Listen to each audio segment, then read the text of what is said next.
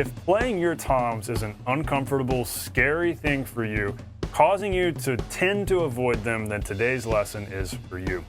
Don't worry, this is a super common issue that many of my students come to me dealing with, and this is something we're able to fix in just a few steps. Today you'll learn 3 simple but creative ways to use toms in music. Number 1 is the beginner's cheat, which is great if you're brand new to the drums. You'll be able to really get a lot from this. Number 2, I'm calling the U2, what we can learn from a particular U2 song, which will be pretty cool. Number 3, the church drummer. Whether or not you're a church drummer, there'll be a lot to learn from this. And it's a little more advanced, so some of you might be ready for it.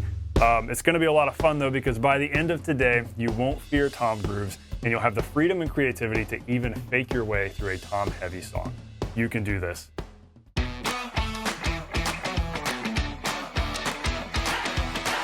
Hey, welcome to the Non-Glamorous Drummer. I'm so glad you're hanging out today. I help self-taught beginner drummers know what to practice so that they can nail songs and sound awesome with a band. I want to help you become that drummer other people want to jam with. And hey, I have a special free gift for you in the description that will help you with that. You need to know what to practice, because that's what helps you grow so much faster when you know what to practice. And so I have a free e-guide called Know What to Practice for the Beginner Drummer. Learn the 3 most simple and effective things to practice every day: the flow exercise, the 2-fold coordination growth method, and the learn songs by ear daily method. When you do these 3 things every day, it'll just take you 30 minutes. If that's all you've got, that's totally fine. 30 minutes a day doing these 3 things, and you will grow consistently. No more overwhelm, scatterbrainness, trying to figure out what to practice. Just stick to this core practice routine. You'll grow a bunch. Go grab that, it's free. All right, let's jump into today's lesson. So here's the deal. If you employ and practice these 3 fun and creative ways to use toms, you won't fear tom grooves, and you'll be free to be more creative and expressive and able to tackle whatever tom grooves come your way that you hear in songs. So the way this will work, we're kind of going through like these 3 steps, but really it's 3 levels. Level 1, like I said at the beginning, is the beginner's cheat. And if you're brand new to the drums, this is a great place to start. Level 2, the U2, we'll talk about a U2 song. It'll be a lot of fun. It's kind of a step up from that one. So you might not be ready for it, but maybe you are. Step 3, the church drummer, that's going to be pretty interesting, because we're going to talk about just more advanced things on the toms. We'll get there. And if you're an advanced drummer, then that's definitely for you. If you're an intermediate drummer wanting to take the next step, that's definitely for you. But if you're a beginner, really stick with me for this first one, and maybe even the second one too, because this is probably what you'll get the most out of. So here we go. Level 1, step 1, the beginner's cheat.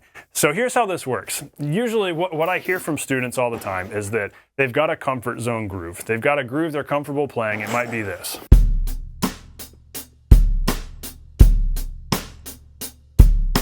Or maybe it's something a little busier like this. You know, whatever it is, usually the common trend between all the comfort grooves is that they're right here. They're right here, nice and safe and close. What they are never, I've never had a student say, yeah, my comfort zone groove that I'm most comfortable playing all day is... It's never something like that. That's the thing that we're kind of scared of, that's out of our comfort zones, that we're going to work toward. Most of the time, that comfort zone thing is right here. So what if we take something that you know how to play right here and we turn it into a tom groove? This is not rocket science. Stick with me, you can do this. So there's a particular groove that's in realistic rock. If you're a fan of this method book, every beginner drummer needs this book. It'll help you as you become an intermediate drummer, even as you become an advanced drummer. Lots of stuff to learn here. Carmine Apiece, realistic rock. There's a particular groove in the book that's a really fun one for beginners to get to. It's just a couple pages in, and it goes like this.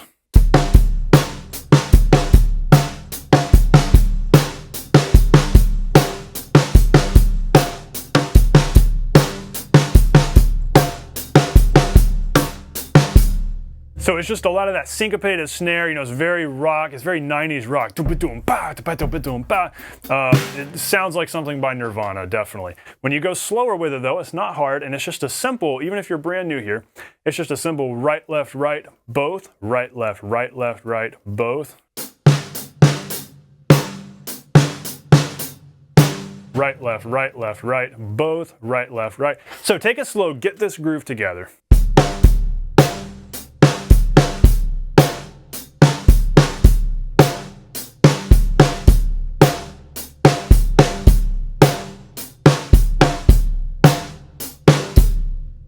Now now here's what we're going to do. This is the beginner's cheat for playing tom grooves. We're going to move the right hand over to the floor tom. That's the first thing. So now it becomes this.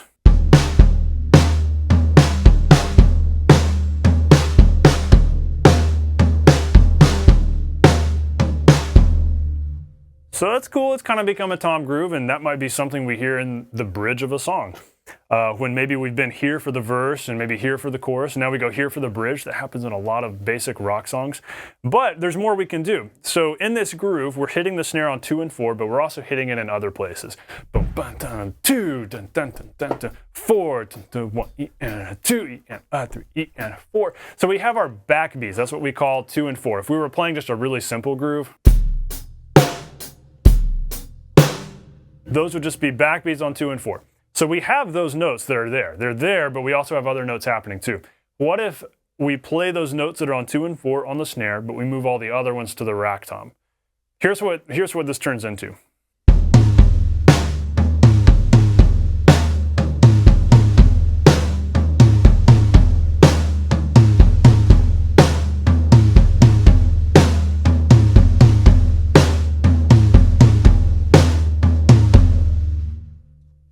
Does that make sense? We're literally taking that same groove we started with, moving right hand to here, and then all the snare notes that aren't just 2 and 4, we're moving to here. So we still have that same right, left, right, both, right, left, right, left, right, both, right, left, right, left, right, both.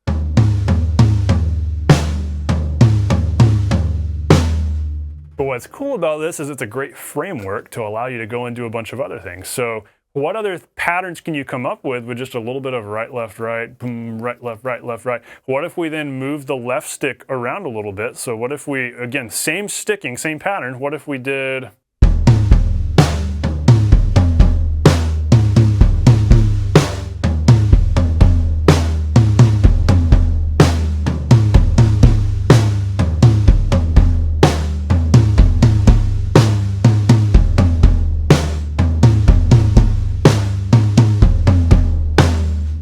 There's a lot you can do. You kind of start to hear some melody there. Boom, boom, boom, boom, dun, dun, dun, dun, dun, boom, dun, dun, dun, dun, dun, boom.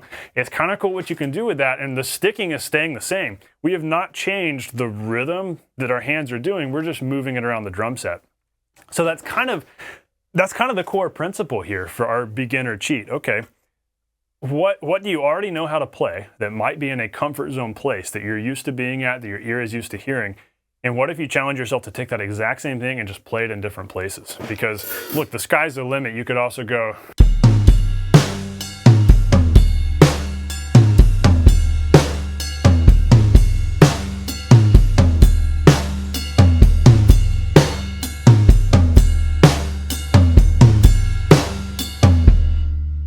You know, you could do that. What if you did...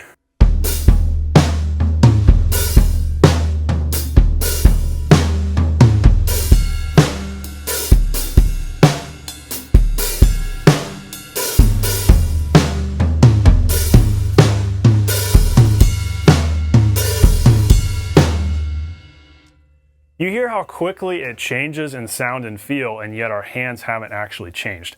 So here's what's so cool. This now leads us into the next step, the next level here, the YouTube. So the reason why I'm calling this the YouTube, many of you are familiar with the song Where the Streets Have No Name from the 1987 YouTube record, The Joshua Tree. Great album. It kind of really stood out in its time because it wasn't like all the other stuff from the 80s. And it really paved the way for a lot of rock songs to come. And what's so interesting about Where the Streets Have No Name is that it's a very heavy tom groove. I haven't done an in-depth analysis on this. I know somebody out there has, but it sounds like Larry Mullen Jr. is doing a snares off kind of thing for a while. There's a lot of that going on, and then it moves around the drum set later. You hear an actual like snares on snare come in.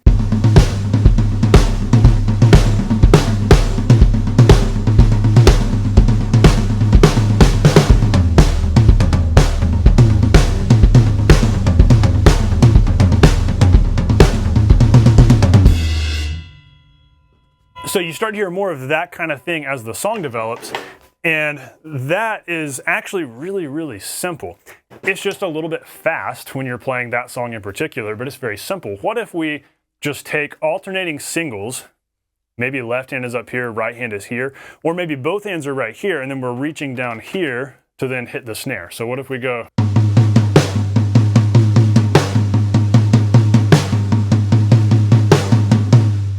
Or what if we go?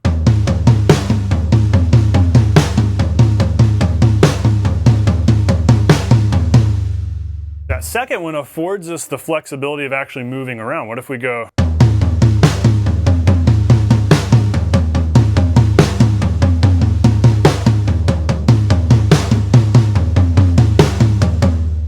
So we're able to move around a little bit more, and we're always coming over here and we're hitting the snare on 2 and 4.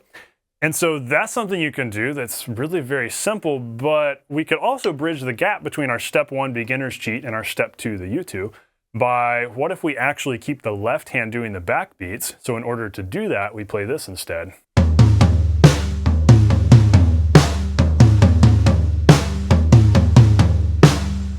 It's literally the same thing we did there in step 1. What if we apply that? What if we get quarters going on the kick?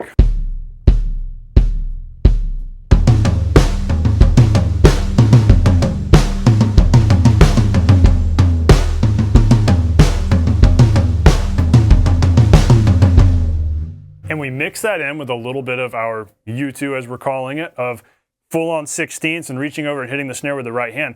If we do a mix of that, right, left, right, both, right, left, both, right, left, right, right, right, left, right, left, right, left, right, left, right, left. It's literally, we're just doing singles. It's just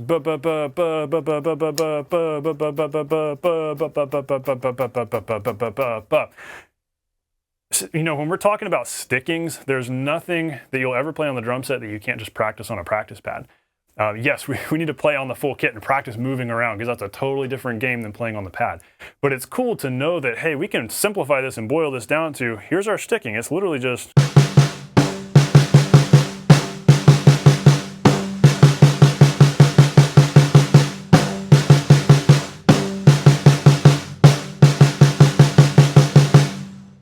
And then we apply that over here.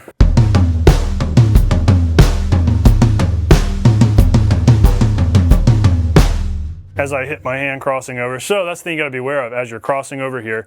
Make sure this hand is out of the way and you've got enough space here. That's where it might help if you do your rack tom a little bit higher. Total side note here on kit setup. If you do your rack tom a little bit higher, a little more over your kick drum, it does make playing this particular pattern easier. A lot of times I like having the rack tom more right in front so I can go,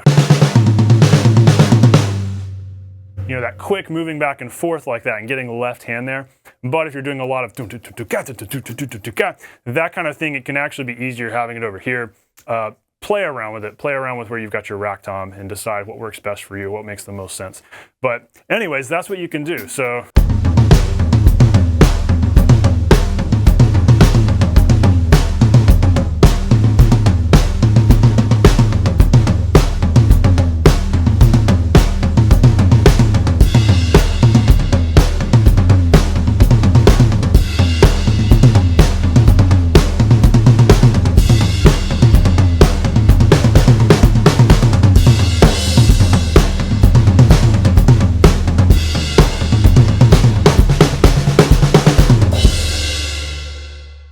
So test those out, go really slow with them, have a lot of fun with that. As you get faster, as you build some of that strength and fluidity, as you practice this, you can get it faster and faster and have a lot of fun with it. Remember, the best way to get good at moving around the kit is to practice moving around the kit. And if you want to get comfortable playing big, loud rock singles around the drums, then practice playing big, loud rock singles around the drums. No amount of practice pad practice will deliver that direct result to you. Yes, you can sit there and practice your singles. Please do that. It's better to practice singles on a pad than to not practice at all. But at some point, you've got to play around the drum set. That's where building this as a comfort zone comes from. The repetition of doing this over and over again and challenging yourself. I'm going to practice moving forward and backward. I'm going to practice moving from here to here. These aren't totally natural motions at first. It takes time to get the hang of it, but practice doing it over and over again. Repetition is always the key. So level 3, the church drummer. So we've talked about level 1, the beginner's cheat. That's basically the creative way to take what you already know, turn it into a tom groove. Level 2 was kind of that same sort of thing, but just taking singles and seeing how can we make a groove with straight singles. Simple, still creative, and it's what we hear and Where the Streets Have No Name by YouTube. But here's our third one, the church drummer. So this is really If you can get good at this one, it gives you unlimited freedom to do whatever you want to on the toms. Now, this is the most challenging, and that's why I saved it for last, and that's why I'm calling this level 3. If you are a total beginner, then this level 3 church drummer one is probably not for you, but you might be there. You might be at that intermediate spot where you're ready for the next thing. And maybe you're a church drummer. Maybe you're playing a lot of the modern worship stuff that's very tom heavy, and so this might be exactly for you. And we have other lessons here on the channel going deeper into this as well. And so I'll be sure to link those to help you out with that. Maybe you're not a church drummer and you're like, Steven, I don't even know what church music is, what this is. So if you're unfamiliar, a lot of the modern worship music is very heavy on toms and in grooves like this.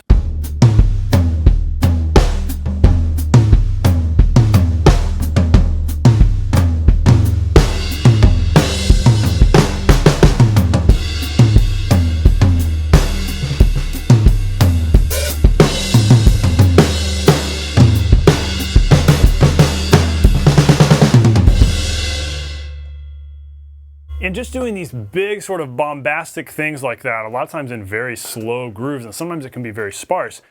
But here's the challenge with that. We're playing these kind of seemingly random rhythms on the toms on top of maybe a 4 on the floor on the kick drum. So at this point, we're no longer just doing singles, and we don't have a safety net of right-hand eighths to rely on. We're having to move away from that. And there's a couple ways you can move toward this. So really the thing we're getting at here is we need to be able to play a 4/3 polyrhythm. Now, if you're a total beginner and that sounds like a foreign language, that's okay. A 4/3 polyrhythm is this right here.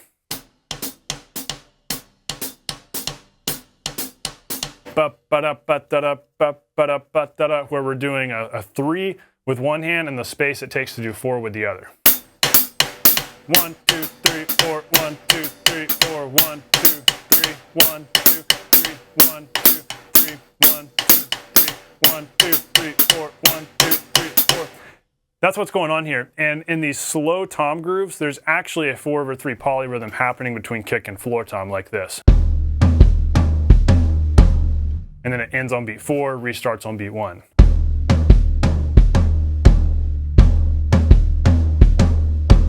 Boom, dun dun dun dun dun, bum, but dun dun dun dun dun. So, I don't know exactly what level you're at, but if you can go ahead and do that right now, if you can sit here and say, all right, I'm gonna try to do what you just did there and go.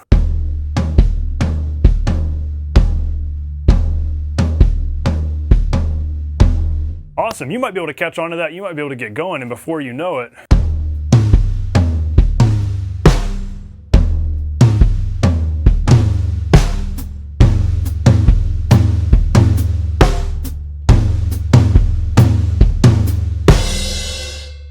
before you know it, you're in business. Or you might be like I was when I was in high school and you couldn't quite get that going on because that does take some coordination. There's a cheat. You can sit here and you can go and play the rhythm that way. Use a 16th skeleton rhythm, which we talked about in a recent lesson, to sit here and go.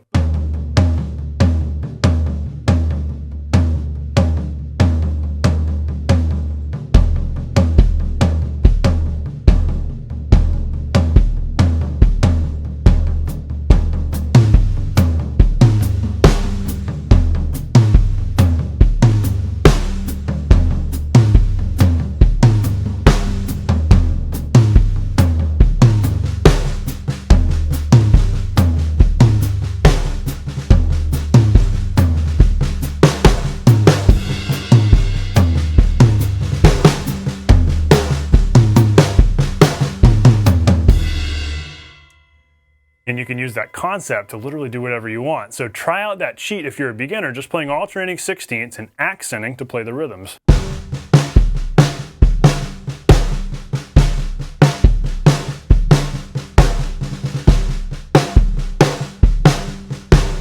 And then moving that around, then when you're ready to, strip yourself of that skeleton rhythm of 16ths and just play the rhythm.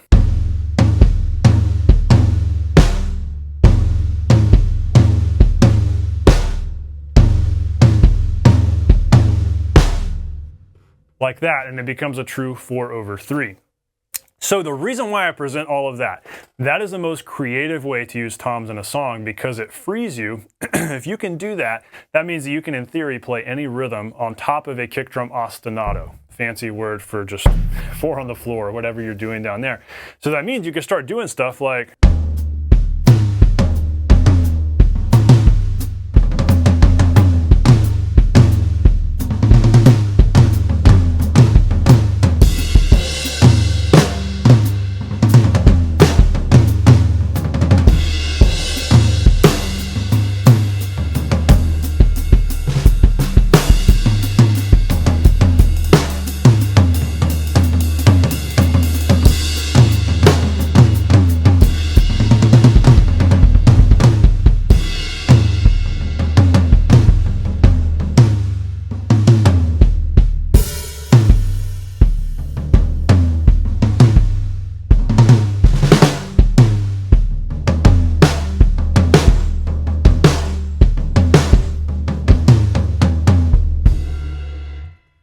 you get the idea. You can start getting into the world of total randomness because you have the freedom to think in terms of rhythm and melody up here while doing something else down there. Whether your foot changes what it's doing or it keeps an ostinato, whatever you're doing, you develop that control. And a lot of times that all starts with learning that polyrhythm, that simple.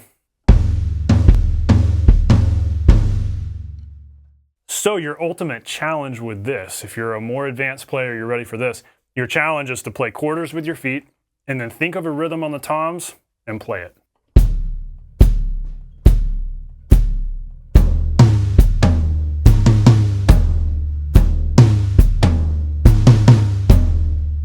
Like that. Or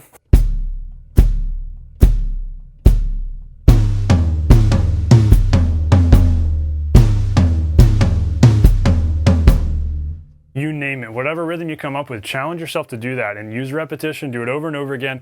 Have fun with it because that is the ultimate, most creative way to use toms. And hopefully all of these can kind of build off of one another. And so if you're at level 1 beginners cheat right now, cool.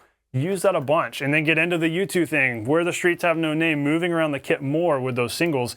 And then practice this polyrhythmic thing and just doing simple quarter notes and challenging, okay, can I do the 16ths with accents and just literally go.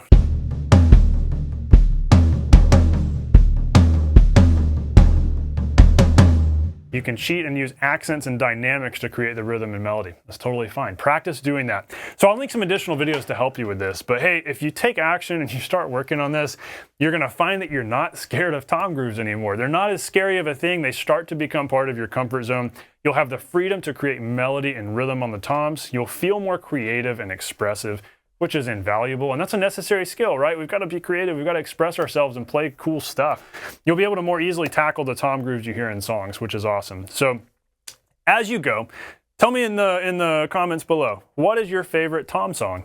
Mine's probably Where the Streets Have No Name, although another favorite classic is, I would consider this to be the first great tom song ever. Sing, Sing, Sing. That's the old jazz classic. That one's definitely Benny Goodman, old jazz classic, Sing, Sing, Sing. Check that one out. That's a pretty cool tom thing that does require that same kind of coordination where you're doom, doom.